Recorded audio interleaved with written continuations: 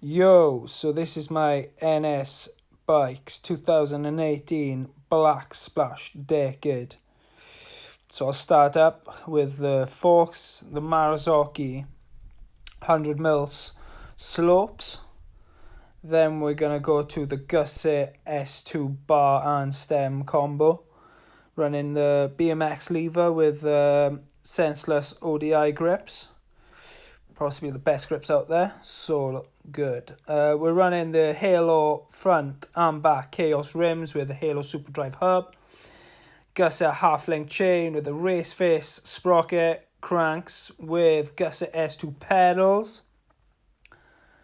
There we have the Gusset S2 seat.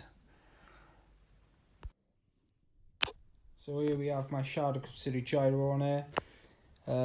With the Avid BB7 road disc 160 with Maxxis DTH tyres. If you want any more info on the spec, just let me know in the comments and I'll let you know.